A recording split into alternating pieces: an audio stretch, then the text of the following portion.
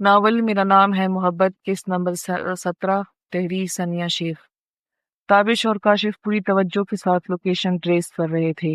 آخرکار جی P S نے ایک ویران علاقے کی نشاندہی کی جو شہر کے مضافات میں تھا۔ یہ جگہ تو کچے کے علاقے کے قریب ہی ہے، کاشف نے تشویش سے کہا۔ بنتا تو بہت برانڈڈ تھا، کوئی ڈان ہو جیسے، مگر یہ تو کچے کے علاقے کا ڈاکو نکلا۔ بس فرق اتنا ہے کہ یہ ڈاکو تھوڑا پڑھا لکھا ہے۔ تابش نے جبرے سخت کیے، نور کو زیادہ دیر تک وہاں نہیں رکھا جا سکتا، ہمیں فوراً نکلنا ہوگا، کیونکہ جیسے ہی اسے معلوم ہوگا کہ اس ڈیوائس میں کچھ بھی نہیں ہے تو وہ نور پہ جھپٹے گا۔ کاشف نے سر ہلایا اور ریپڈ فورس کو الرٹ کرنے کے لیے وائرلیس پر ہدایات جاری کر دی۔ بس نور کو کچھ نہ ہو۔ تابش دل ہی دل میں دعا کرتا ہوا گاڑی میں بیٹھا، اس کا دل تیزی سے دھڑک رہا تھا اور ہاتھوں کی گرفت سٹیئرنگ پر سخت ہو گئی تھی۔ موسیٰ، اگر نور کو کچھ ہوا تو میں تمہاری دنیا ہلا دوں گا، وہ غصے میں بڑبڑایا اور پوری رفتار سے گاڑی مطلوبہ مقام کی طرف دوڑا دی۔ کاشف، ہر ایکشن سوچ سمجھ کر لینا، مجھے موسیٰ زندہ چاہیے۔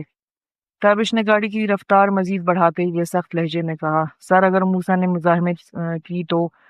کاشف نے پوچھا۔ تابش کی آنکھوں میں خطرناک چمک تھی۔ وہ کرے گا، اور میں بھی تیار ہوں، لیکن اسے مارنا نہیں، پکڑنا ہے۔ میں خود اس سے ہر چیز اگلواؤں گا۔ کاشف نے تابش کے عزم کو دیکھتے ہوئے سر ہلایا۔ نور کو بھی جلدی نکالنا ہوگا سر، موسیٰ کے آدمی کسی بھی وقت کچھ کر سکتے ہیں۔ میں جانتا ہوں، تابش نے دانت پیستے ہوئے کہا۔ نور کو کچھ ہوا تو میں موسیٰ کی دنیا اجاڑ دوں گا۔ گاڑی دھواں چھوڑتی ہوئی تاریک راستوں پر بھاگ رہی تھی اور ان کا ہر لمحہ فیصلہ کن ثابت ہونے والا تھا۔ تابش اور کاشف موسیٰ کے مین ٹھکانے پر پہنچ گئے تھے۔ پوری جگہ گپ اندھیرے میں ڈوبی ہوئی تھی، مگر تابش کی آنکھوں میں انتقام کی چمک تھی۔ یہی جگہ ہے سر، کاشف نے دھیرے سے کہا، ہاتھ میں گن مضبوطی سے تھامتے ہوئے۔ موسیٰ زیادہ دور نہیں ہوگا اور نور بھی یہیں کہیں ہوگی۔ تابش نے ارد گرد جائزہ لیتے ہوئے سرگوشی کی۔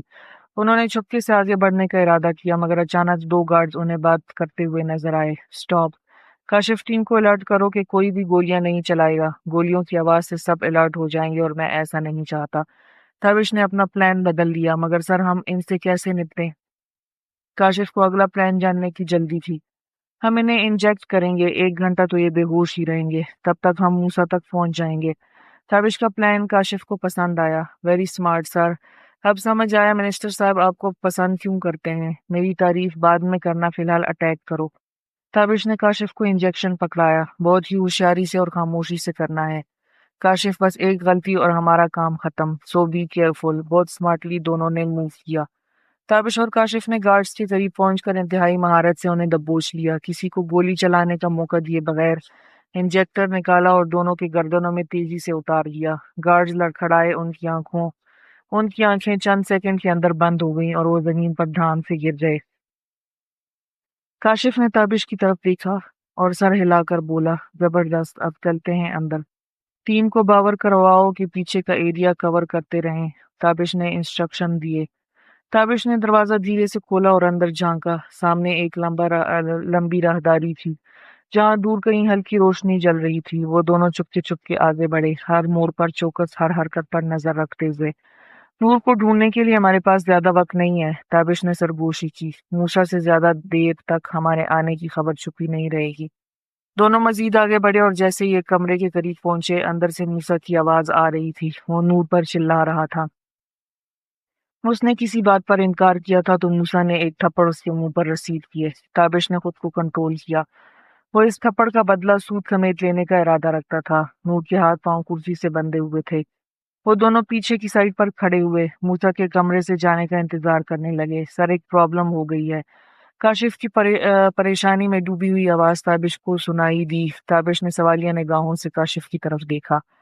سر، ٹیم سے رابطہ ڈسکنیکٹ ہو گیا ہے، اب ہم ان کے اور وہ ہمارے بارے میں نہیں جانتے۔ کاشف پریشان تھا۔ ڈونٹ وری کاشف، ہماری ٹیم بہت ویل ٹرینڈ ہے، کچھ نہیں ہوگا، وہم مت کرو، تابش نے اسے تسلی دی۔ روم کلیئر ہے، ہمیں نور کو نکالنا ہے۔ اس کی نظر چیئر پر بندھی ہوئی نور پر پڑی۔ سامنے جو منظر تھا وہ اس کے ضبط کی تمام حدیں پار کروا گیا۔ نور کو ایک صاف سیڑھی میں ملبوس کرسی کے ساتھ باندھ دیا گیا تھا۔ وہ ساڑی اتنی چھوٹی اور بے ترتیب تھی کہ نور خود کو سنبھالنے کی ناکام کوشش کر رہی تھی۔ اس کے چہرے پر غصہ، بے بسی اور نفرت کے ملے جلے تاثرات تھے۔ تابش کا حلق تک کڑوا ہوا۔ نور خود کو اکڑا کر بیٹھی تھی۔ حرامزادے، تابش کی رگیں تن گئی، آنکھوں میں خون اتر آیا۔ آخر وہ کیا کرنے والا تھا نور کے ساتھ؟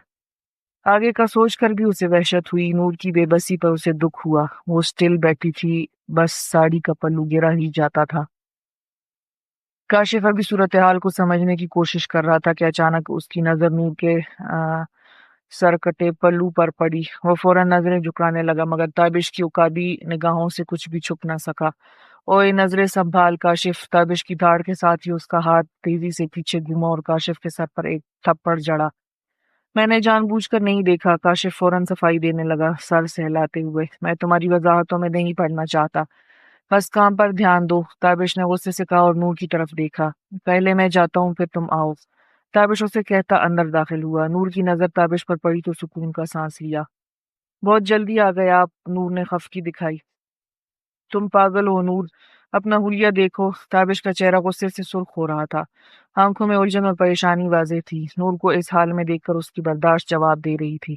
نور نے کیا کہا؟ اس نے کچھ سنا؟ ہاتھ بڑھا کر ساڑی کا پلو سیٹ کیا، نور کے بازو کھولے۔ نور نے ہلکی سی نظر اپنے لباس پر ڈالی، سیاہ ساڑی کا پلو کندھے سے نیچے لڑک چکا تھا، بازو ننگے ہو رہے تھے اور وہ بے حد غیر آرام دہ محسوس کر رہی تھی۔ تمہیں یہ بیہودہ ساڑی ہی ملی تھی پہننے کے لیے، اس کے علاوہ کچھ اور نہیں پہن سکتی تھی تم؟ تابش نور کی طرف غصے سے دیکھتے ہوئے دھاڑ رہا تھا۔ تو یہ میں نے خود نہیں پہنی، زبردستی پہنائی گئی ہے، وہ چبا چبا کر بولی، نظریں تابش سے نہ ہٹائیں۔ لگتا ہے فضول پولیس والے ہونے کے ساتھ ساتھ آپ بیکار پولیس والے بھی ہو چکے ہیں۔ کڈنیپ ہوئی لڑکی سے پوچھا نہیں جاتا کہ اسے کیا پہننا ہے؟ میں نے انکار کیا تھا اور تھپڑ بھی کھائے، اور بقول موسیٰ کے موسیٰ کو آپ سے نفرت ہے اور آپ کی دشمنی میں اس نے مجھے کڈنیپ کیا ہے اور یہ فضول سی ساڑی مجھے پہنائی۔ حقیقت میں تو یہ ساڑی آپ کو پہننی چاہیے تھی، بالکل خوبصورت نہیں ہے، آپ کی طرح سڑی ہوئی ہے، نور نے منہ بسوڑتے ہوئے کہا۔ لا حول ولا قوت! سر یہ آپ دونوں کیسی باتیں کر رہے ہیں؟ ہماری جان خطرے میں ہے، ہم سب موت کے منہ میں کھڑے ہیں اور آپ دونوں کو ساڑی کی پڑی ہوئی ہے۔ کاشف کی بس ہوئی، وہ کب سے دونوں کو ایک فضول سی ساڑی پر بحث کرتے ہوئے دیکھ رہا تھا۔ ہمیں یہاں سے نکلنا ہے، چاروں طرف دشمن ہے، اگر موسیٰ ہاتھ سے نکل گیا تو یقین مانیے کہ منسٹر صاحب ہماری پوری ٹیم کو ساڑی پہنا کر چوک پہ کھڑا کر دیں گے۔ اب پلیز آپ نور کی ساڑی کو چھوڑیں اور موسیٰ کو پکڑیں، کاشف نے تحمل سے سمجھایا۔ تابش نے غصے سے دانت پیسے، جلدی سے اپنی جیکٹ اتاری اور نور کی طرف بڑھائی۔ پکڑو یہ جلدی پہنو، وہ دوستی سے بولا۔ نور نے پہلی بار خاموشی سے تابش کی دی ہوئی جیکٹ شرافت سے پہن لی، کیونکہ وہ خود بھی انکمفرٹیبل ہو رہی تھی۔ ویسے تو تم بڑا تیس مار خان بنتی ہو نور بی بی، تم موسیٰ کا منہ نہیں توڑ سکتی تھی، تم نے پہنی ہی کیوں آخر یہ فضول ساڑی؟ تابش کی ابھی سوئی ساڑی پر ہی اٹکی ہوئی تھی۔ سر خدا کے لیے ساڑی کا پیچھا چھوڑ دیں اور یہاں سے نکلے، ہم مارے جائیں گے، میری تو ابھی شادی بھی نہیں ہوئی ہے۔ کاشف ان دونوں کو دیکھ کر غم سے نڈھال ہو رہا تھا، جن کو ساڑی پر تبصرے سے ہی فرصت نہیں مل رہی تھی، جان خطرے میں تھی، دشمنوں کے نرغے میں پھنسے ہوئے تھے، مگر تبصرہ ساڑی پر کرنا تھا تو میں کون سا پیچھے اپنے بچے روتے ہوئے چھوڑ آیا ہوں؟ تابش چڑ کر بولا۔ سر یہ ساری باتیں ہم بعد میں ڈسکس کر لیں گے، ہمارے پیچھے موسیٰ کے بندوں کی بارات آ رہی ہے، ہمارے پاس گولیاں ختم ہو چکی ہیں، ہم ان کا مقابلہ نہیں کر سکتے، ہمیں یہاں سے بھاگنا پڑے گا۔ اللہ اللہ، تو میں کیسے بھاگوں گی اس ساڑی میں؟ نور کو اپنا مسئلہ عظیم یاد آیا۔ ہاں تو کس نے کہا تھا یہ ساڑی پہن کر بیٹھ جاؤ؟ تابش کو ایک بار پھر سے موقع مل گیا تھا نور کو ٹارچر کرنے کا۔ کاشف نے اپنا سر دیوار سے دے مارا، ساڑی کا موضوع ایک بار پھر چڑ چکا تھا۔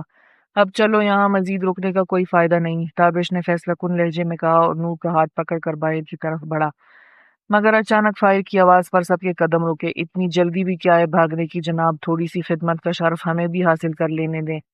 موسیٰ ایک ہاتھ میں گن اور دوسرے ہاتھ سے اپنی مونچھوں کو تاؤ دیتا ہوا سینہ تان کر کھڑا تھا۔ تو نور بیوی بلوا لیا اپنا یار؟ موسیٰ زہریلی مسکراہٹ کے ساتھ بولا۔ میرے ساتھ دھوکا؟ اب دونوں کو ایک ساتھ ماروں گا۔ تم تو بولتی تھی تابش میرا یار نہیں ہے، اس کی جیکٹ کے ساتھ تو چپکی کھڑی ہو، دھوکے باز عورت، وہ ہر لفظ چبا چبا کر بولا۔ نور نے غصے سے موسیٰ کی طرف دیکھا۔ تم جیسے گیدڑ صرف دھمکیاں ہی دے سکتے ہیں موسیٰ، تمہیں لگتا ہے کہ میں تم سے ڈر جاؤں گی؟ بھول ہے تمہاری، وہ سر جھٹکتے ہوئے بولی۔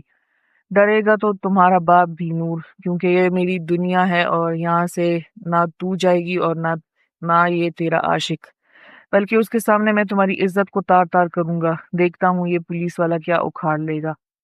موسیٰ اپنے منہ سے غلیظ الفاظ بکتے ہوئے نور کی طرف بڑھا۔ اس سے پہلے کہ وہ نور کو ہاتھ لگاتا، تابش نے موسیٰ کا ہاتھ پکڑ کر اس کا بازو مروڑا۔ تیری اتنی اوقات نہیں ہے کہ تو میرے ہوتے ہوئے نور کو ہاتھ لگا سکے۔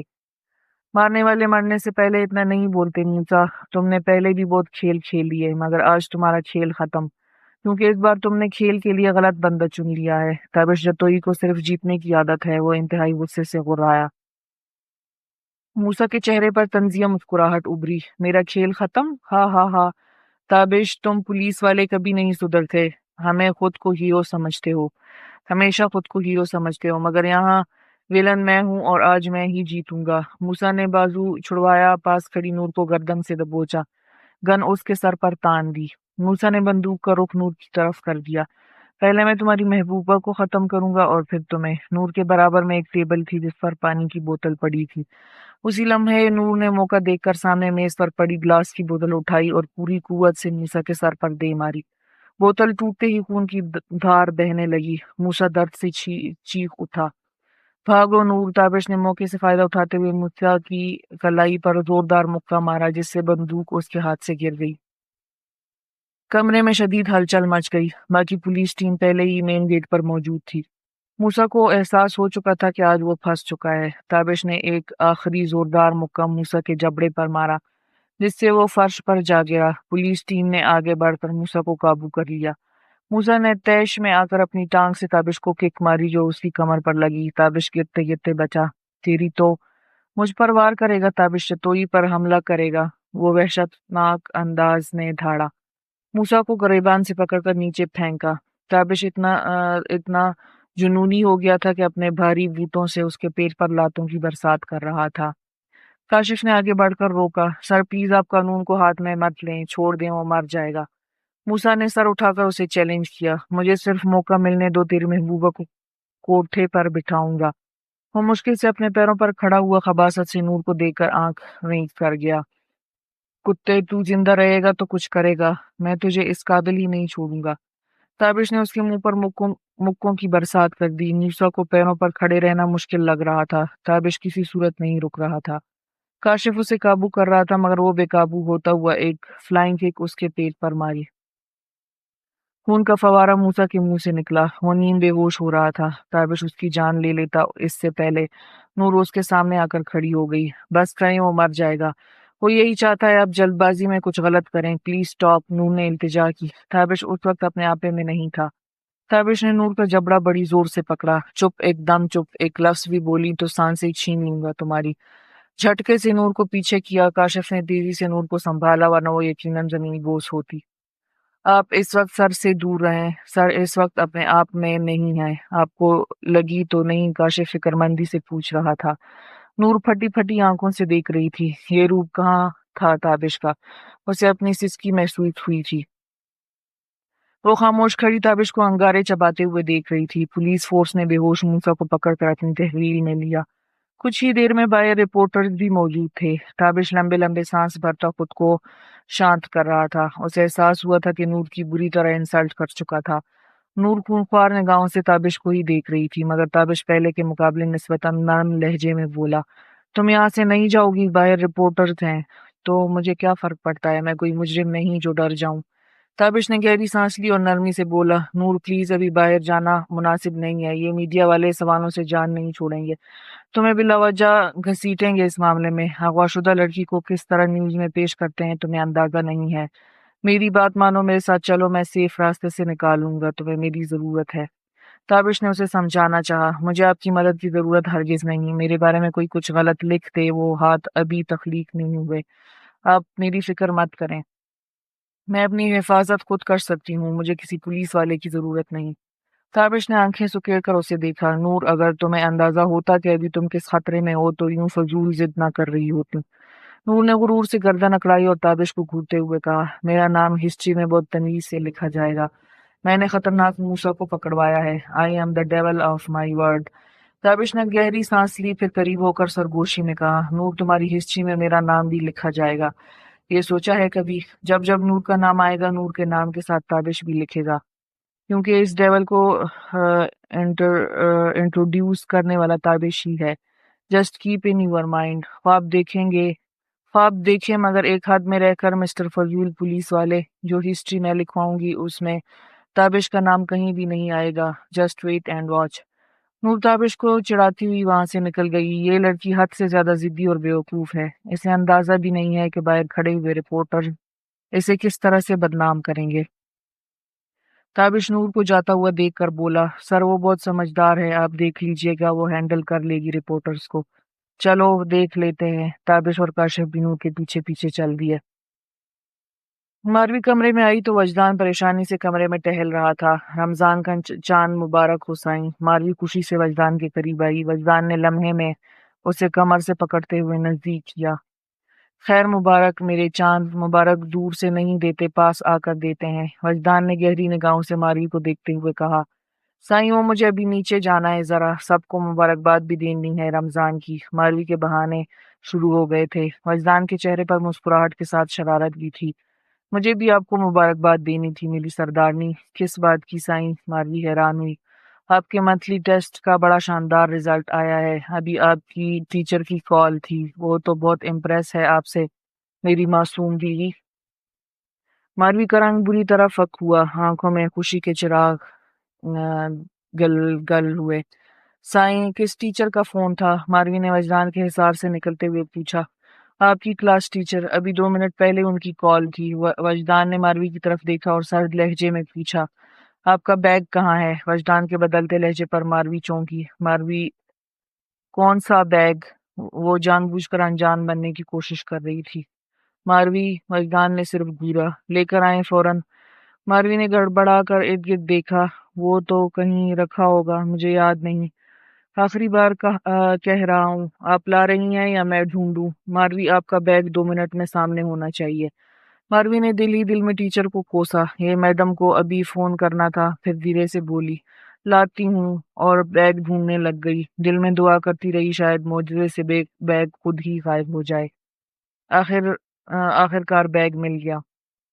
کھولیں، وجدان کا حکم صادر ہوا، اپنی رپورٹس کارڈ دکھائیں۔ وہ میں آپ کو بتانے ہی والی تھی، بس موقع نہیں ملا۔ اس نے جلدی سے صفائی دینے کی کوشش کی۔ اچھا موقع نہیں ملا، یا آپ جان بوجھ کر چھپا رہی تھیں؟ یہ ہے آپ کی ایمانداری، میں پوچھتا نہیں تو آپ مجھے کبھی بتائیں گی بھی نہیں۔ وجدان افسردہ ہوا۔ ماروی نے منہ پھیر لیا، میں نہیں چاہتی تھی کہ آپ کو پریشان کروں، آپ پہلے ہی بہت ٹینشن میں ہیں، مجھے آپ سے یہ امید نہیں تھی۔ 4 سبجیکٹس میں آپ فیل ہیں۔ اب میں کسی کو کیا بتاؤں، یہ میری عقل مند سردارنی حویلی میں دشمن پکڑتی ہے مگر کالج میں فیل ہوتی ہے۔ آپ کی ٹیچر کے سامنے میں کتنا شرمندہ ہوا، کچھ اندازہ ہے؟ وجدان ماروی کی رپورٹ ہاتھ میں پکڑے تعصب سے سر ہلا رہا تھا۔ ماروی نے بیگ وجدان کے سامنے رکھا اور نظریں چرا کر بولی، سائیں میں نے آپ کو پہلے ہی کہا تھا کہ میں فیل ہو جاتی ہوں، آپ نہیں سمجھے میری بات۔ مجھ سے چھپایا کیوں؟ وجدان نے تھوڑا لہجہ سخت کیا۔ ماروی نے لب کاٹتے ہوئے سر جھکا لیا۔ میں نے سوچا اگر آپ کو پتہ چلا تو ڈانٹیں گے، ناراض ہوں گے جیسے اب کر رہے ہیں۔ وجدان نے ایک گہری سانس لی، ناراض تو اب بھی ہوں، لیکن زیادہ اس بات پر کہ آپ نے چھپانے کی کوشش کی، اگر پہلے بتا دیتی تو میں پڑھنے میں مدد دیتا۔ ماروی نے نہ سمجھی سے وجدان کی طرف دیکھا، تو اب آپ مجھے کچھ نہیں کہیں گے؟ وجدان نے رپورٹس میز پر رکھی اور سنجیدگی سے بولا، کہوں گا، اگلی بار اگر کچھ چھپانے کی کوشش کی تو اس سے بھی زیادہ سخت سنیں گی۔ اب تیاری کریں، آپ کو دوبارہ امتحان دینا ہوگا اور اس بار پاس ہونا ہے، سمجھی؟ کیا دوبارہ ٹیسٹ؟ نہیں بالکل نہیں، اب ویسے ہی کل سے روزے شروع ہو گئے ہیں، میں صرف عبادت کروں گی، بلکہ کالج کی بھی چھٹیاں۔ وہ معصومیت سے کہتی بیگ سمیٹنے لگی۔ میری طرف دیکھیں ماروی، آپ نے چیٹنگ بھی کی تھی، آپ نے اپنی کلاس فیلو سے کیا کہا تھا؟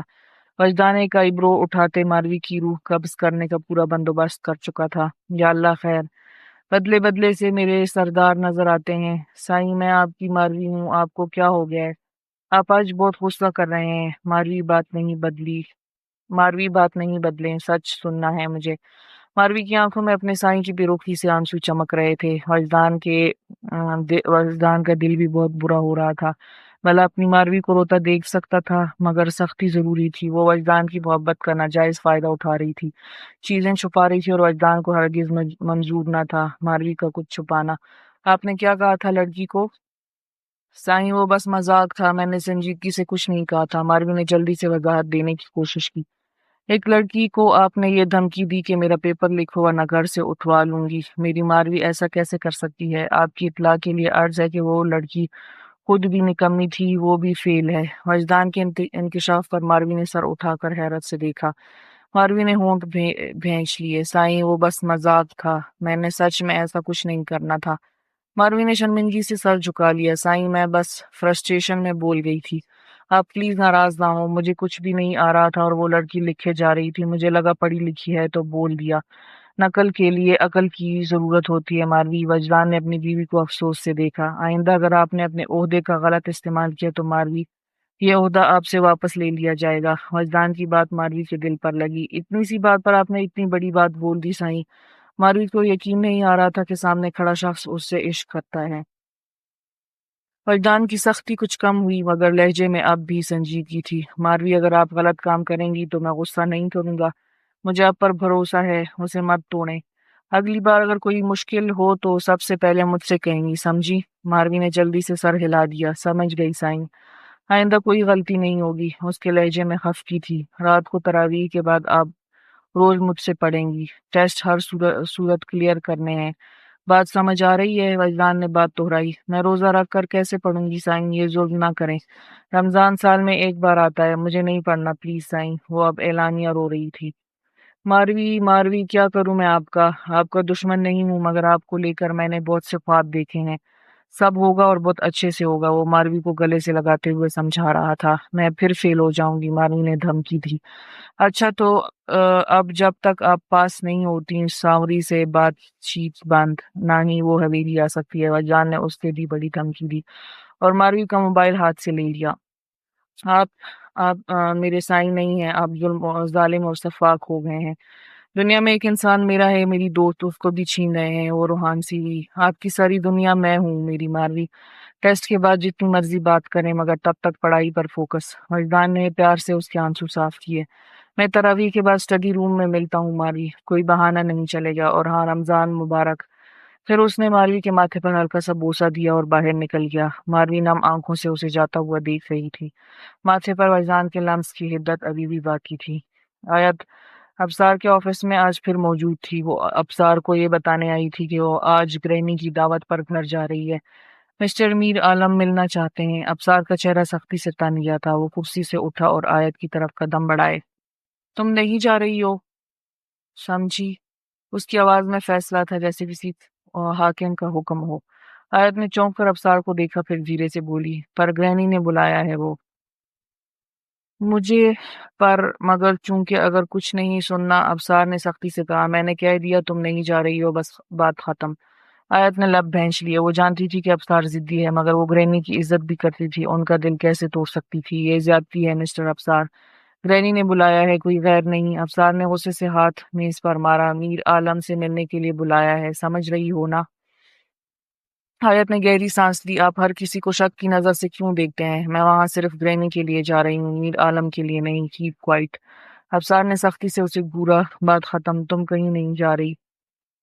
آیت نے گہری سانس لی اور ابصار کو دیکھتے ہوئے بولی، جانتی ہوں آپ کے اصول آپ کے لیے سب کچھ ہیں مگر کیا رشتے اصولوں سے چلتے ہیں یا احساسات سے؟ ابصار نے نظریں سکیڑی۔ میرے لیے احساسات کمزور لوگوں کی چیز ہیں آیت، میں جذبات کو اپنے فیصلوں پر حاوی نہیں ہونے دیتا، اس لیے کہہ رہا ہوں ایک بار پھر سوچ لو، اس رشتے میں رہنا آسان نہیں، میں اپنے اصولوں پر سمجھوتا نہیں کروں گا، مجھ سے صرف دکھ ہی ملے گا تمہیں۔ وقت ہے، رک جاؤ، لوٹ جاؤ اپنی دنیا میں۔ آیت نے زخمی نظروں سے اسے دیکھا، اور میں آپ کو چھوڑ کر نہیں جاؤں گی، اگر یہ جنگ ہے تو دیکھتے ہیں کون پہلے ہار مانتا ہے، آپ کے اصول یا میرا حوصلہ۔ میں آپ کی محبت میں آپ جیسی بننا چاہتی ہوں لیکن بن نہیں پاتی کیونکہ ہم دونوں میں کچھ بھی مشترک نہیں۔ آپ وحشتوں کو سر پر سجا کے گھومتے ہیں اور مجھے وحشتوں سے خوف آتا ہے۔ آپ لاجواب کرنے کا ہنر جانتے ہیں اور میں بس جواب ہی ڈھونڈتی رہ جاتی ہوں۔ آپ اپنے سوالوں میں سرگرداں رہتے ہیں اور میں تو بس سر ہلانا ہی جانتی ہوں۔ آپ کو یقین ہی نہیں میری محبت کا، اور مجھے اپنی محبت کی شدتوں سے ڈر لگتا ہے۔ آپ مجھے کبھی پکارتے ہی نہیں لیکن مجھے آپ کی صدائیں سنائی دیتی ہیں۔ ابصار کے ہونٹوں پر ایک تلخ مسکراہٹ ابھری۔ بہت ضدی ہو تم آیت، مگر یاد رکھنا آگ سے کھیلنے والے اکثر خود جل جاتے ہیں۔ کبھی کبھی سچی محبت ملنا ناممکن ہوتا ہے مسٹر ابصار، مگر سچی محبت کے حقدار تو سب ہی ہوتے ہیں، یہ حق تو سب کو ہے۔ آیت کی بات پر افسار نے آنکھیں سکیڑی۔ اوہ ڈونٹ ٹیل می، مس آیت کو مجھ سے محبت ہو گئی ہے؟ ہاں ہاں ہاں، وہ پاگلوں کی طرح ہنستا اس کے جذبات کا مذاق اڑا رہا تھا۔ کیوں؟ اپنے محرم سے محبت گناہ ہے؟ اگر ہے بھی تو مجھے افسوس نہیں۔ آیت نے سینہ تان کر اعتراف کیا۔ امپریسو، ویری امپریسو، مگر بہت غلط بندہ چن لیا تم نے مس آیت محبت کے لیے۔ ویسے محبت مجھ سے ہے یا میری دولت سے؟ پیسہ چاہیے تو منہ کھولو اپنا، جتنا مانگتی ہو ملے گا، مگر یہ پیار محبت والے گیم اب پرانے ہو گئے ہیں، وہ تلخی سے کہتا ہوا آیت کا دل توڑ رہا تھا۔ محبتیں خیرات یا احسان نہیں ہوتی، یہ تو اعزاز ہوتی ہیں۔ آپ جتنا مرضی میرا دل توڑ لیں مگر میرے ارادے مضبوط ہیں مسٹر افسار عالم، وہ کمال کا ضبط کر رہی تھی۔ آیت مجھے شدید نفرت ہے زبردستی سے، زبردستی کے رشتے، زبردستی کی دوستی، زبردستی کے احسان، زبردستی کے احساس، زبردستی مسلط ہونا، یہ سب مجھے شدید گھٹن کا احساس دلاتے ہیں۔ بلا وجہ اپنے جذبات اور نظریات تھوپ دینا، وہ خوف زدہ انداز میں گویا ہوا۔ مسٹر افسار، پہلی بات، یہ رشتہ زبردستی آپ نے بنایا تھا، احسان بھی آپ ہی نے کیا تھا، اپنے جذبات اور نظریات سے بھی روشناس آپ نے کروایا تھا، میں تو بس آپ کی قائل ہو گئی ہوں ہر بات میں۔ آیت نے اسے لاجواب کیا۔ اتنی بڑی بڑی باتیں صرف لفظی ہی ہوتی ہیں، حقیقت سے ان کا کوئی لینا نہیں۔ تمہیں لگتا ہے تم مجھے بدل سکتی ہو آیت؟ تم میرے فیصلوں پر اثر انداز نہیں ہو سکتی۔ میں جیسا ہوں ویسا ہی رہوں گا۔ آیت نے دھیرے سے مسکرا کر کہا، دیکھتے ہیں وقت کسے بدلتا ہے، آپ کو یا میرے نصیب کو۔ افسار نے جھنجھلا کر رخ موڑ لیا، مگر جانے کیوں آیت کی اس ضد میں اسے وہ معصومیت بھی نظر آئی جو اسے کمزور کر سکتی تھی۔ وہ کبھی نہیں چاہتا تھا کہ کوئی اس کی کمزوری بنے، پھر یہ لڑکی کیوں بار بار اس کے دل و دماغ پر اثر ڈال رہی تھی؟ یہ پیار، عشق، محبت، سب بکواس کتابی باتیں۔ وہ برے برے منہ بناتا ہوا آیت کو زج کر رہا تھا۔ محبت کی کوئی ٹیکسٹ بک نہیں ہوتی مسٹر افسر عالم، سب آؤٹ آف سلیبس ہوتا ہے، کبھی رگ رگ درد تو کبھی روح تک سیراب، اب دیکھتی ہوں درد ملتا ہے یا قرار۔ آیت نے بہت یقین کے ساتھ یہ بات کہی۔ زندگی بہت خوبصورت ہے مسٹر افسار، سچ تو سچ ہے، مگر سچ تو سچ ہے، انسان ہی انسان کی دوا ہے۔ اگر کوئی دکھ دیتا ہے تو کوئی سکون بن جاتا ہے، کوئی نفرت کرتا ہے تو کوئی محبت دے کر حساب برابر کر دیتا ہے، کوئی رلاتا ہے تو کوئی مسکرانے کی وجہ بن جاتا ہے، کوئی ٹھوکر لگا کر گرا دیتا ہے تو کوئی گرنے سے بچا لیتا ہے۔ اوہ شٹ اپ آیت، یہ فضول کی باتوں سے میں امپریس نہیں ہوتا سمجھی، وہ بیزاری سے بولا۔ تو پھر کیسے ہوں گے امپریس، آپ ہی بتا دیں، آیت نے نرمی سے پوچھا۔ محبت وہ نہیں جو ہوس پوری ہونے پر مان پڑ جائے، محبت تو وہ ہے کہ جب محبوب سامنے ہو اور ہاتھ لگانے کی ہمت نہ ہو۔ اس کی بات پر افسار نے اپنے چہرے پر ہاتھ پھیرا۔ آیت، میں جو تھا وہ رہا نہیں، اور جو ہوں وہ تمہیں پتہ نہیں۔ تم نے خودکشی کا فیصلہ کر ہی لیا ہے تو مبارک ہو تمہیں، مجھے ہمدردی ہے تم سے۔ تم اگر میر ہاؤس گئیں تو میں وہ کروں گا جو تم نے سوچا بھی نہیں ہوگا۔ کوئی کام ایسا مت کرنا جو مجھے تیش دلا دے، وہ سخت لہجے میں بولا۔ تمہیں میر عالم سے ملنے کی ضرورت نہیں، سمجھی؟ کوئی رشتہ نہیں ہے میرا ان سے۔ آیت سر ہلا گئی۔ اس نے آیت کو کمزور سمجھا تھا، ایک عام سی لڑکی جو شاید جلد ہار مان لے گی، مگر وہ غلط تھا۔ آیت نے اس کی توقعات کے برعکس خود کو ثابت کیا تھا، ہر وار سہتے ہوئے بھی اپنی جگہ مضبوطی سے قائم رہی۔ تھیمری گرینی کو اپنی باتوں میں پھنسا تو لیا، مگر کب تک؟ آیت، وہ ہمارے ساتھ نہیں رہیں گی، اور جب وہ نہیں ہوں گی تب تم کیا کرو گی؟ وہ مجھے تجسس میں مبتلا کر رہا ہے۔ I am excited. افسار دل میں خود سے مخاطب تھا۔ موسیٰ کو پکڑنے کے بعد پورے ڈپارٹمنٹ میں جیسے تہلکہ مچ گیا تھا۔ وہ ڈان جس کی گرفتاری ناممکن سمجھی جا رہی تھی، آخرکار پولیس کی گرفت میں تھا۔ ہر طرف یہی چرچا تھا نور اور تابش کا۔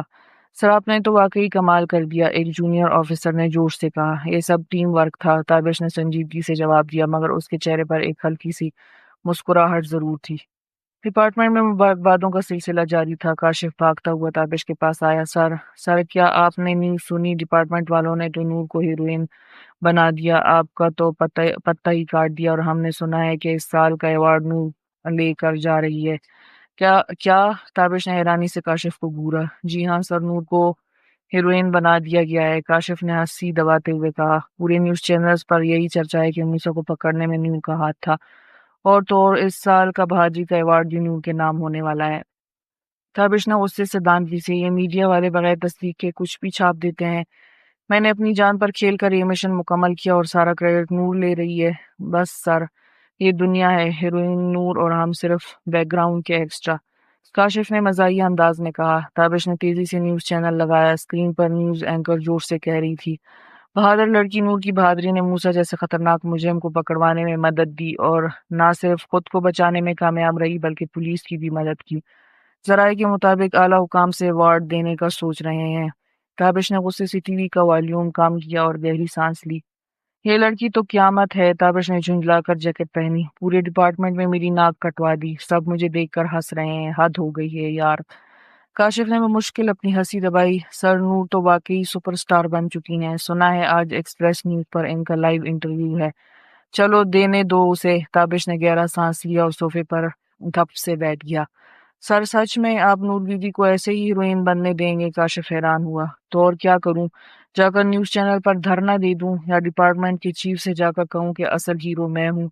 تابش طنزیہ لہجے میں بولا. یہ میڈیا والے بھی نہ، جسے چاہے ہیرو بنا دیں، جسے چاہے زیرو. کاشف نے ہنسی دبائی. سر نور کے مزے ہیں، ایوارڈ بھی لے رہی ہیں، انٹرویوز بھی چل رہے ہیں اور آپ بس یہاں بیٹھ کر جل رہے ہیں. میں جل نہیں رہا، تابش نے سختی سے کہا. بس حیران ہوں کہ یہ لڑکی ہمیشہ مصیبت کے بعد فائدہ کیسے اٹھا لیتی ہے. سر یہ ٹیلنٹ ہے، کاشف نے شرارت سے کہا، اور آپ چاہیں تو جا کر انہیں مبارکباد دے سکتے ہیں. ایک بات پوچھوں سر؟ کاشف نے تابش کو حیرت سے دیکھا. آپ کو کوئی فرق نہیں پڑتا؟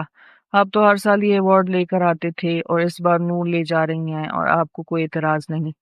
تابش نے گہری سانس لی اور مسکرا کر کہا. کاشف، کچھ لوگ اپنی قسمت خود لکھتے ہیں اور کچھ دوسروں کی لکھی ہوئی قسمت پر خوش ہو کر بیٹھ جاتے ہیں. نور پہلی قسم میں آتی ہے، میں دوسری میں. کاشف کی آنکھیں پھیل گئی. سر یہ فلسفہ سنانے کے بجائے سچ سچ بتائیں، جل تو رہے ہیں نا؟ تابش نے زبردستی مسکراتے ہوئے کہا. نہیں، میں واقعی خوش ہوں. بچی خوش ہو جائے گی. لے لینے دو اسے ایوارڈ. سر بچی نہیں، شیرنی ہے. کاشف ہنسا. سر نور نے تو واقعی آپ کا صحیح والا موئے موئے کر دیا، کاشف نے شرارت سے کہا. تابش ہنس دیا. سر جھٹکتے ہوئے بولا. واقعی وہ میری دنیا کی چڑیل ثابت ہو چکی ہے. پھر وہ خود ہی زیر لب بڑبڑایا. Devil of my word. Sir Noor کے ذکر پر آپ کے چہرے پر یہ شریف مسکراہٹ کیوں رینگ رہی ہے؟ کاشف نے شرارتی لہجے میں کہا. ورنہ تو پہلے دور سے اس کا نام سنتے ہی آپ کے چہرے کا جغرافیہ ہی بدل جاتا تھا. تابش نے چونک کر اسے گھورا جیسے رنگے ہاتھوں پکڑا گیا ہو. پھر سنجیدگی سے بولا. بکواس بند کرو کاشف اور کام پر دھیان دو.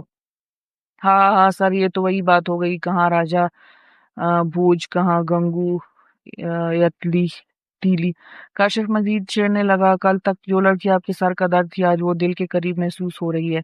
تابش نے کچھ کہنے کے لیے لب کھولے مگر الفاظ کہیں گم ہو گئے. کاشف دروازہ بند کر کے جا چکا تھا اور کمرے میں صرف تابش کی خاموشی رہ گئی تھی. تابش نے سگریٹ سلگایا. دھواں چھوڑتے ہوئے دھیمے لہجے میں بولا. ایسا کچھ بھی نہیں، تم فضول کے اندازے مت لگاؤ. مگر سر آپ نے اسے روکا کیوں نہیں؟ کاشف بے ساختہ بول اٹھا. نور آپ کے ساتھ زیادہ محفوظ تھی. تابش نے سر نگاہوں سے کاشف کو دیکھا اور سنجیدگی سے کہا. نور کسی کی حفاظت میں رہنے والی لڑکی نہیں ہے کاشف. وہ اپنی حفاظت خود کرنا جانتی ہے اور شاید وہ میرے گھر میں رہنے کو بھی اپنی کمزوری سمجھ رہی تھی. تابش نے ذرا سا مسکرا کر رخ موڑ لیا مگر اندر ہی اندر عجیب سا احساس ہو رہا تھا. نور کے ذکر پر دل کیوں بھاری سا ہو گیا تھا. سائیں آپ کی طبیعت ٹھیک نہیں، آپ اوپر نہیں جا سکتے، عائشہ نے فکر مندی سے کہا اور اس کے بازو کو تھام لیا. فرحان نے تھکے ہوئے مگر ضدی لہجے میں جواب دیا. عائشہ میں ٹھیک ہوں، مجھے جانے دو. نہیں سائیں، ڈاکٹر نے منع کیا تھا اور میں نہیں چاہتی کہ آپ کی طبیعت پھر بگڑ جائے. آپ آرام کریں، جو بھی کام ہے میں دیکھ لوں گی. عائشہ نے فرحان کو روکنے کی کوشش کی لیکن وہ ضد پر اڑ گیا. فرحان نے اسے دیکھا. اس کی آنکھوں میں پریشانی صاف نظر آ رہی تھی. عائشہ کی آنکھوں میں فکر اور محبت کی شدت دیکھ کر اس نے ہار مان لی. ٹھیک ہے لیکن وعدہ کرو تم میرے ساتھ بیٹھو گی، مجھے چھوڑ کر ادھر ادھر نہیں بھاگو گی. عائشہ مسکرا دی. وعدہ، اور اس کے ساتھ بیٹھ کر اس کا ہاتھ تھام لیا. عائشہ تم ناراض ہو نا اب تک؟ فرحان نے عائشہ کو جانچتی نگاہوں سے دیکھا. عائشہ چونکی. اس کی نظر ہاتھ پر جم گئی جہاں فرحان کی انگلیاں اس کی کلائی کے گرد مضبوطی سے لپٹی ہوئی تھیں. عائشہ نے پلکیں جھپکائیں. نہیں. پھر مجھ سے بات کیوں نہیں کر رہی؟ مجھ سے کیوں بھاگ رہی ہو؟ ہے. فرحان نے گہری نظر سے اس کا جائزہ لیا. عائشہ نے نظریں چرائیں. کیا کہوں؟ جو کہنا تھا وہ سب کہہ چکی ہوں اور جو سننا تھا وہ سن لیا. فرحان کے لب سختی سے بھینچ گئے. بہت کچھ باقی ہے عائشہ، اس نے دھیرے سے کہا، تمہاری خاموشی مجھے مار رہی ہے۔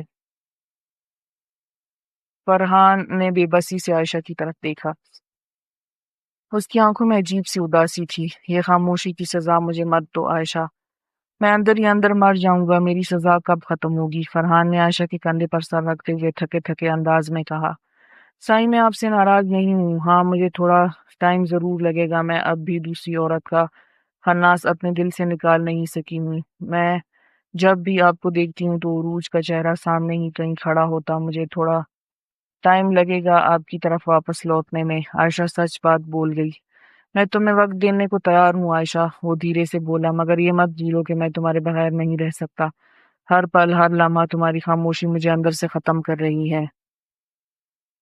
عائشہ نے پلکیں جھپکائیں، اپنی آنکھوں کی نمی چھپانے کی کوشش کی۔ سائیں میں جانتی ہوں کہ آپ بھی تکلیف میں ہیں، مگر میں خود کو جھوٹے دلاسے نہیں دے سکتی، میں چاہ کر بھی وہ سب بھول نہیں سکتی جو میرے ساتھ ہوا۔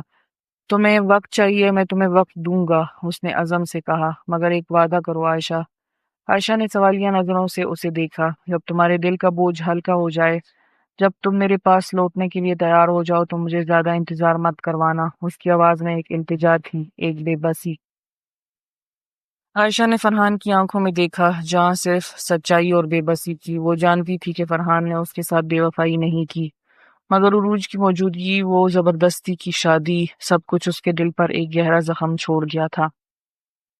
سائیں میں جانتی ہوں کہ آپ نے کبھی دل سے اسے قبول نہیں کیا، عائشہ کی آواز لرز گئی، مگر یہ بھی سچ ہے کہ میں نے وہ سب اپنی آنکھوں سے دیکھا، وہ سب سہا، اور یہ درد میرے دل میں کہیں نہ کہیں باقی ہے۔ فرحان نے بے چینی سے اپنا ہاتھ عائشہ کے ہاتھ پر رکھا، تو پھر مجھے اس کی سزا کیوں دے رہی ہو؟ کیا میں نے تمہیں کبھی نظر انداز کیا؟ کیا میں نے کبھی تمہارے حقوق میں کوتاہی کی؟ میں تو خود تمہارے بغیر مر رہا ہوں عائشہ۔ سائیں، دل کے زخم بھرنے میں وقت لگتا ہے، میں جانتی ہوں کہ آپ قصوروار نہیں، مگر میں یہ بھی جانتی ہوں کہ میں سب کچھ راتوں رات بھول نہیں سکتی۔ فرحان نے بے بسی سے ماتھے پر ہاتھ مارا، تو پھر کیا کروں میں؟ بتاؤ، میں کیسے تمہارے اعتبار واپس حاصل کروں؟ عائشہ نے محبت سے اس کی طرف دیکھا، بس وقت دیجیے سائیں، آپ کی محبت ہی میرا سہارا ہے، مگر میرے دل کو تھوڑا وقت چاہیے سنبھلنے کے لیے۔ فرحان نے گہری سانس لی اور سر جھکا لیا، ٹھیک ہے، جتنا وقت چاہیے لے لو، مگر اتنا یقین دلا دو کہ تم آخر میں میرے پاس ہی آؤ گی۔ عائشہ نے پہلی بار ایک ہلکی سی مسکراہٹ کے ساتھ سر ہلایا، انشاءاللہ سائیں، جانا ہوتا تو پہلے ہی چھوڑ جاتی۔ فرحان نے عائشہ کی بات سن کر گہری سانس لی، اس کی آنکھوں میں تکلیف کی پرچھائیاں تھیں۔ وہ جانتا تھا کہ عائشہ بھی اسی کرب سے گزر رہی ہے جس سے وہ خود گزر رہا تھا، مگر پھر بھی یہ فاصلے، یہ اجنبیت، وہ اسے توڑ نہیں سکتا تھا۔ عائشہ کی آنکھیں بھیگ گئیں، دل کانپ گیا۔ فرحان کی آواز میں جو درد تھا وہ سیدھا اس کی روح میں اتر گیا۔ وہ چاہتی تھی، بہت شدت سے چاہتی تھی کہ بس ایک لمحے کے لیے سب بھول کر اس کی باہوں میں پناہ لے لے، مگر نہیں، وہ خود کو روک رہی تھی، خود کو آزما رہی تھی۔ فرحان نے بے بسی سے اس کا ہاتھ پکڑ لیا، عائشہ پلیز، ایک بار، بس ایک بار مجھے محسوس کرنے دو کہ تم ابھی بھی میری ہو، بس میرے لیے ہو۔ میں نے تمہیں کھونے کا خوف جھیلا ہے، میں نے ہر لمحہ تمہارے بغیر گزارا ہے، اور اب مجھ سے مزید صبر نہیں ہو رہا۔ بس ایک پل کے لیے میرے قریب آ جاؤ، جیسے پہلے آتی تھیں، جیسے پہلے میرے سینے پر سر رکھ کر کہتی تھیں کہ یہ تمہاری دنیا ہے، پلیز عائشہ۔ فرحان کی آواز کانپ رہی تھی، اس کا ضبط اب ختم ہو رہا تھا۔ وہ دھیرے سے جھکی اور فرحان کے سینے پر سر رکھ دیا۔ فرحان کی دھڑکنیں تیز ہو گئیں، وہ لمحہ اس کے اندر سکون بھر رہا تھا۔ اس نے کانپتے ہاتھوں سے عائشہ کی پشت پر ہاتھ رکھا، اسے یقین نہیں آ رہا تھا کہ وہ واقعی اس کے قریب ہے۔ بس یہی سکون چاہیے تھا، بس یہی لمحہ۔ فرحان نے سرگوشی کی، عائشہ نے آنکھیں بند کر لی، وہ بھی اسی لمحے میں جینا چاہتی تھی۔ عائشہ نے آنکھیں موند لیں، دل کی سینے مٹھی میں جکڑ لیا۔ فرحان کی آواز میں وہی دیوانگی تھی، وہی شدت جو اسے ہمیشہ کمزور کر دیتی تھی۔ سائیں، اس نے سرگوشی کی، مگر فرحان نے اس کی بات کاٹ دی، نہیں عائشہ، کوئی دلیل نہیں، کوئی بہانہ نہیں، میں تھک گیا ہوں تمہاری دوریوں سے، تمہاری خاموشیوں سے۔ میری ایک بات یاد رکھنا، اگر عائشہ نہیں ہے تو فرحان بھی نہیں ہے۔ عائشہ کا دل کانپ گیا، اس نے فوراً اپنا ہاتھ فرحان کے لبوں پر رکھ دیا۔ ایسا مت کہیے پلیز، ایسی باتیں نہ کریں، یہ الفاظ بھی میرے دل کو چیر رہے ہیں۔ فرحان نے اس کا ہاتھ تھام کر اپنے لبوں سے لگا لیا۔ عائشہ تم نہیں تو کچھ بھی نہیں، میں نے ہر رشتہ، ہر تعلق، ہر چیز تم پر قربان کر دی، میری دنیا، میری جنت، سب کچھ تم ہو۔ پلیز پلیز مجھ سے دوری اختیار مت کرو، میں تمہارا انتظار کروں گا کیونکہ مجھے تم سے عشق ہے عائشہ، سچا عشق۔ عائشہ نے فرحان کی بات سن کر پلکیں جھکا لی، دل موم ہو رہا تھا۔ فرحان نے نرمی سے اس کا چہرہ اوپر کیا اور اس کے ماتھے پر محبت بھرا بوسہ دیا۔ رمضان مبارک میرے چاند، اس نے دھیرے سے کہا۔ عائشہ کی آنکھوں میں نمی اتر آئی، وہ کچھ کہہ نہیں سکی، بس نظریں چرا کر رہ گئی۔ فرحان مسکرا دیا، اب دعا مانگنا کہ یہ رمضان ہمارے دلوں کے فاصلے بھی مٹا دے، جیسے رات کے اندھیرے کو یہ چاندنی مٹا دیتی ہے۔ عائشہ نے دل میں آمین کہا، پھر دعا مانگی، یا اللہ مجھے میری پرانی خوشیاں لوٹا دے، مجھے میرے فرحان کے ساتھ وہی محبت بھری زندگی دے دے۔ وجدان ماروی کو پڑھانے کا بوجھ اپنے سر سے اتار دے۔ دادی سائیں بہت نرمی اور محبت سے وجدان کو سمجھا رہی تھیں، یہ لڑکی پڑھائی میں دلچسپی نہیں لیتی تو کیوں ضد کر رہا ہے؟ ہر انسان کی اپنی صلاحیت ہوتی ہے، ماروی حویلی سنبھال سکتی ہے مگر کتابیں سنبھالنا اس کی بس کی بات نہیں۔ وجدان نے خاموشی سے دادی کی بات سنی۔ دادی سائیں میں اسے خود مختار بنانا چاہتا ہوں کہ وہ کسی پر بوجھ نہ بنے۔ خود مختاری صرف ڈگری لینے سے نہیں آتی، عورت کا اصل علم اس کا صبر، اس کی عقل اور اس کا رویہ ہوتا ہے۔ ماروی میں یہ سب کچھ ہے، وہ ذمہ دار لڑکی ہے، حویلی کی ذمہ داریاں بخوبی سنبھال سکتی ہے، اس پر ایسا بوجھ نہ ڈال جو وہ اٹھا ہی نہ سکے۔ جتنا خوشی سے پڑھ رہی ہے ٹھیک ہے، زیادہ سختی مت کرو۔ دادی سائیں حویلی کی ذمہ داری تو ماروی بخوبی نبھا رہی ہے، تو کیا مذائقہ ہے اگر وہ ساتھ ساتھ پڑھ بھی لے؟ مجھے لگتا ہے کہ ماروی میں صلاحیت ہے مگر وہ خود کو کمزور سمجھتی ہے، اگر میں اس کا حوصلہ بڑھاؤں گا تو شاید وہ خود کو ثابت کر پائے۔ وجدان نے مضبوط لہجے میں کہا تو دادی نے بغور اسے دیکھا۔ میں نے کب کہا کہ لڑکیاں نہیں پڑھ سکتی، مگر ہر کسی کا اپنا مزاج ہوتا ہے۔ ماروی پڑھائی میں دل نہیں لگا پاتی تو زبردستی کیوں؟ تم اسے پڑھا نہیں رہے، ڈرا رہے ہو۔ اب ذرا دیکھو، اس وقت کی کھڑی نماز سے فارغ بھوکی پیاسی قرآن پڑھ رہی ہے تاکہ تم آواز نہ دے دو پڑھنے کے لیے۔ جاؤ اسے کمرے میں لے کر جاؤ، کچھ کھلاؤ پلاؤ۔ مگر آپ کی قسم، میں نے اس پر سختی کہاں کی؟ اور آپ جانتی ہیں کہ میں ایسا ہوں بھی نہیں، ماروی کے معاملے میں تو میرا دل ویسے بھی بہت کمزور ہے، آپ یہ بات بہت اچھے سے جانتی ہیں۔ وجدان کی آواز میں بے بسی تھی۔ دادی سائیں نے نرمی سے وجدان کے کندھے پر ہاتھ رکھا۔ تم واقعی سخت نہیں ہو مگر تیری ضد کبھی کبھی سختی سے بھی زیادہ بڑھ جاتی ہے۔ ماروی تجھ سے ڈرتی نہیں مگر تیری ناراضگی اسے توڑ دیتی ہے۔ وجدان نے نظریں قرآن پڑھتی ہوئی ماروی پر فوکس کی، سفید دوپٹے میں لپٹی ہوئی معصوم سی پری۔ محبت پاش نظروں سے دیکھنے کے بعد وجدان نے دادی کو مخاطب کیا، دادی سائیں، میں بس چاہتا ہوں کہ وہ کچھ بنے، خود کو سنوارے، خود کو ثابت کرے۔ میں چاہتا ہوں کہ ماروی کو خود پر فخر ہو۔ دادی سائیں مسکرا دی، اگر تو اسے خود پر فخر کرنا سکھانا چاہتا ہے تو پہلے خود اس پر فخر کر۔ وہ جو بھی ہے، جیسے بھی ہے، اسے قبول کر، تبھی وہ خود کو سنوارنے کی کوشش کرے گی۔ وجدان نے ہنستے ہوئے اپنا سر دادی سائیں کی گود میں رکھ دیا۔ دادی نے اس کے بالوں میں انگلیاں پھیرتے ہوئے مسکرا کر کہا، سب کچھ چھوڑ دے، مجھے جلدی سے پردادی بنا دے۔ دادی کے مطالبے پر وجدان کو اچھو لگے۔ یہ جو جلدی جلدی پردادی بنانے کا مطالبہ ہے، اس پر مجھے مشورہ کرنے کے لیے تھوڑا وقت چاہیے، وجدان شوخی سے بولا۔ دادی سائیں نے ہلکا سا چپت لگا کر کہا، خبردار جو زیادہ سوچا، جا کر ماروی کو بول، اس سے کہہ کہ میں نے اسے حویلی کی سب سے بڑی ذمہ داری دے دی ہے، جلدی سے میرے لیے چھوٹے چھوٹے گبرو شہزادے لے آئے۔ وجدان نے دادی سائیں کی بات سن کر مسکرا کر ان کے ہاتھ تھام لیے۔ دادی سائیں، آپ بس میرے لیے دعا کریں، جب اللہ چاہے گا آپ کی گود میں میرے بچے کھیلیں گے، اور یہ بات آپ اپنی بہو کے دماغ میں خود ڈالیں، فی الحال تو بھاگتی ہے مجھ سے۔ دادی سائیں نے ماتھے پر بل ڈال کر کہا، بس تو مجھے بہانے نہ دے، ماروی تو مجھے میری بیٹی لگتی ہے، وہ میری بات نہیں ٹالے گی، تو بس مجھے جلدی سے پردادی بنا دے۔ وجدان نے گہری سانس لے کر دادی کے ہاتھ چومے، آپ کی دعا سے سب ہوگا دادی سائیں، بس صبر کریں، سب اپنے وقت پر ہوگا۔ دادی نے مصنوعی خفگی سے کہا، بس تو یہی کہتا رہ اور میرا انتظار طویل کرتا جا۔ اب وجدان اپنی دادی سائیں کو کیا بتاتا کہ اس کی بیگم صاحبہ نہایت ہی نکمی بیوی ثابت ہوئی، فاصلے سمیٹنے کی کوشش بھی نہیں کرتی۔ کیا کروں میں آپ کا؟ ماروی سے وہ زیر لب سرگوشی میں بولا۔ اور پھر وہی ہوا جس کا ابصار عالم کو ڈر تھا۔ آیت میر ہاؤس میں تھی۔ ابصار میر ہاؤس کی خبر سنتے ہی جیسے آپے سے باہر ہو گیا، اس کا چہرہ غصے سے سرخ ہو چکا تھا، آنکھوں میں ایک خطرناک چمک تھی۔ وہ اپنے آفس میں موجود ہر چیز پر اپنا قہر برسا رہا تھا۔ ٹیبل پر رکھا فائلوں کا ڈھیر زمین پر بکھر گیا، کرسی ایک جھٹکے سے پیچھے جا گری، اور ڈیکوریشن پیس دیوار سے ٹکرا کر کرچی کرچی ہو گیا۔ آیت تم نے میری بات نہیں مانی، میں نے منع کیا تھا، صاف انکار کیا تھا۔ اس کی آواز آفس میں گونجی، وہ پاگل ہو رہا تھا۔ ابصار نے ڈرائیور کو کال کی، تیار رہو، میر ہاؤس جانا ہے۔ اگر آیت کو لگتا ہے کہ وہ میرے فیصلوں کو نظر انداز کر کے بچ جائے گی تو وہ بہت ہی بڑی غلط فہمی میں ہے۔ اب دیکھو آیت، میں تمہیں کیسے واپس لاتا ہوں۔ وہ آندھی طوفان بنا آفس سے نکلا۔ سب حیران تھے کہ آج ابصار سر کو کیا ہوا ہے۔ وہ انسان جو خود پر ہر حال میں قابو رکھنا جانتا تھا آج اپنی ہی لگام کھو چکا تھا۔ گاڑی پورے زور سے میر ہاؤس کے سامنے رکی۔ ٹائروں کی چیخ سن کر نوکر تک سہم گئے۔ گیٹ پر موجود گارڈز نے کچھ کہنے کے لیے لب کھولے ہی تھے کہ ابصار نے ایک زوردار دھکا دے کر دروازہ کھولا اور اندر گھس گیا۔ آیت، اس کی دھڑتی ہوئی آواز پورے حال میں گونجی۔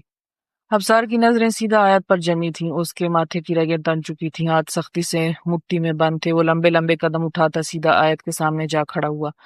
اس کی سیاہ آنکھیں شدید غصے کے باعث سرخ پڑ گئی تھیں۔ تمہیں منع کیا تھا نا کہ یہاں نہیں آنا، وہ غرایا۔ آواز میں ایسا جلال تھا کہ کمرے کا ماحول بوجھل ہو گیا۔ مسٹر ابصار، میری بات، اس کے لفظ لبوں میں ادھورے ہی رہ گئے تھے۔ کیا بات سنوں تمہاری؟ ہاں، وہ سرخ آنکھوں میں شکوہ لیے رنجیدگی سے بولا تھا۔ تمہیں منع کیا تھا نا کہ یہاں نہیں آنا، وہ غرایا۔ آواز میں ایسا جلال تھا کہ کمرے کا ماحول بوجھل ہو گیا۔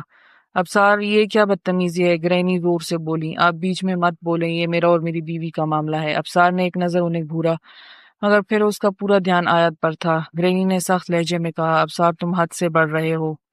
حد سے میں تب بڑھوں گا جب یہ لڑکی دوبارہ میرے حکم کو توڑے گی۔ وہ آیت کے قریب جھکا، اتنا کہ آیت نے اس کے قریب آنے پر خود کو پیچھے کرنا چاہا، مگر وہ پیچھے نہ ہٹ سکی۔ چلو ابھی فوراً میرے ساتھ، اس نے سرگوشی نما مگر حکم دینے والے انداز میں کہا۔ ابصار کا ضبط اپنی آخری حدوں کو چھو رہا تھا۔ اس نے آیت کی کلائی سختی سے پکڑی اور گھسیٹنے کے انداز میں آگے بڑھا۔ آیت نے ایک جھٹکے سے خود کو چھڑانے کی کوشش کی، مگر ابصار کا شکنجہ فولادی تھا۔ ابصار، تم زیادتی کر رہے ہو۔ گرینی کی آواز بلند ہوئی، مگر ابصار نے نظر اٹھا کر بھی نہیں دیکھا۔ میں یہاں کسی بحث کے لیے نہیں آیا۔ اس کے لہجے میں وحشی پن تھا۔ یہ لڑکی میری ہے اور میں فیصلہ کر چکا ہوں، یہ میرے ساتھ جا رہی ہے۔ مگر ابصار پر تو جیسے جنون سوار تھا۔ آیت کی کلائی اس کی گرفت میں تھی اور وہ اسے بے دردی سے گھسیٹ رہا تھا۔ آیت 2 بار لڑکھڑائی۔ اگر وہ خود کو نہ سنبھالتی تو سیدھا سیڑھیوں سے نیچے جا گرتی۔ ابصار، روکیں پلیز۔ آیت کی سانسیں اکھڑ رہی تھیں، مگر وہ بس سختی سے آگے بڑھتا جا رہا تھا۔ ستارہ بیگم، جو خاموشی سے تماشا دیکھ رہی تھیں، تنزیہ مسکرائیں۔ واہ بھئی آیت بیوی، دیکھا تم جسے اپنی ڈھال سمجھ رہی تھی وہ کتنا جانور ہے، تم کو معلوم ہوگا اب۔ ابصار نے گھورتی نگاہ ستارہ بیگم پر ڈالی، پھر دوبارہ آیت کی جانب متوجہ ہوا۔ چلو، وہ دانت پیستے ہوئے بولا۔ مسٹر ابصار، میرا ہاتھ درد کر رہا ہے، پلیز چھوڑیں۔ آیت روحان سی ہوئی، وہ پلٹا اور اس کا چہرہ دبوچ لیا۔ ابصار کی انگلیاں آیت کی نازک ٹھوڑی پر سختی سے جم گئیں۔ اس کی گرفت میں اتنی شدت تھی کہ آیت کو لگا اس کی ہڈی چٹک جائے گی۔ شٹ اپ، وہ دانت پیس کر غرایا۔ اس کی آنکھوں میں وحشت تھی۔ تم سے تو میں بعد میں نمٹوں گا۔ آیت کی آنکھوں میں آنسو تیرنے لگے، مگر وہ ضبط لیے کھڑی رہی۔ اس کا چہرہ سرخ ہو گیا تھا درد کی شدت سے، مگر ابصار کو اس کی پرواہ نہیں تھی۔ ابصار، میری بات سنیں، وہ مدھم آواز میں بولی، مگر ابصار نے ایک جھٹکے سے اسے چھوڑا، جیسے اس کے لمس سے بھی نفرت ہو۔ بات، تمہارے پاس اب بھی کوئی وضاحت باقی ہے؟ وہ طنزیہ ہنسا۔ تمہاری معصومیت کا بھرم تو کب کا ٹوٹ چکا ہے آیت نے تڑپ کر اسے دیکھا۔ آپ جو سمجھ رہے ہیں ویسا کچھ نہیں ہے۔ ابصار نے غصے سے ہاتھ کا مکہ بنا کر دیوار پر دے مارا۔ مجھے مت سکھاؤ کہ کیا سچ ہے اور کیا جھوٹ، تمہیں پتہ بھی ہے تم نے کیا کیا ہے۔ ابصار نے اپنے بالوں میں انگلیاں پھیری، وہ خود کو قابو میں لانے کی کوشش کر رہا ہو، پھر آیت کی طرف جھکا۔ بہت سن لی تمہاری باتیں آیت۔ وہ آگے بڑھا، اس کی آنکھوں میں وہی وحشی پن تھا جو گرینی کو خوفزدہ کر رہا تھا۔ اب میری سنو، تمہاری آزادی ختم، تمہاری مرضی ختم، اب سب کچھ میں طے کروں گا۔ تمہیں لگتا ہے تم جو چاہو گی کرو گی اور میں تمہیں بخش دوں گا۔ اس کے الفاظ برف کی طرح سرد تھے، مگر لہجے میں دہکتا ہوا غصہ تھا۔ گرینی نے آگے بڑھ کر ابصار کا بازو پکڑا۔ یہ زیادتی کر رہے ہو تم، چھوڑ دو اسے، مگر ابصار نے ایک جھٹکے سے اپنا بازو چھڑایا۔ گرینی پلیز، آج کوئی کچھ نہیں کہے گا۔ آیت نے میری انا، میرے اعتماد کے ساتھ جو کھیلا ہے اس کا حساب ابھی اور اسی وقت ہوگا۔ آیت کا دل دہل گیا، اس نے بے بسی سے گرینی کی طرف دیکھا، مگر ابصار کے ہاتھوں کی گرفت میں اتنی شدت تھی کہ وہ کوئی مزاحمت بھی نہیں کر سکی۔ وہ اسے گاڑی تک گھسیٹ کر لے گیا، دروازہ کھولا اور زور سے دھکیل کر اندر بٹھا دیا۔ ابصار خدا کے لیے مجھے اس طرح مت لے کر جائیں۔ آیت کی آنکھوں میں آنسو تھے۔ اب بہت دیر ہو چکی ہے آیت۔ ابصار نے دروازہ زور سے بند کیا۔ رک جاؤ ابصار۔ یہ آواز سنتے ہی جیسے وقت تھم گیا۔ ابصار کے قدم جہاں تھے وہی جم گئے۔ اس کا بدن پتھر کی مورت کی طرح سخت ہو گیا۔ مٹھی خود بخود بھینچ گئی اور سانس جیسے ایک پل کے لیے رک سی گئی ہو۔ وہ اس آواز کو پہچانتا تھا۔ یہ وہ آواز تھی جو وہ کبھی دوبارہ نہیں سننا چاہتا تھا۔ آیت بھی حیرت سے دیکھ رہی تھی۔ اس کے چہرے پر خوف اور الجھن تھی۔ اس نے سر گھما کر دیکھا۔ وہ شخص کون تھا جس کی آواز نے ابصار جیسے آدمی کو یوں روک دیا؟ کون تھا؟ Free audio post production by alphonic.com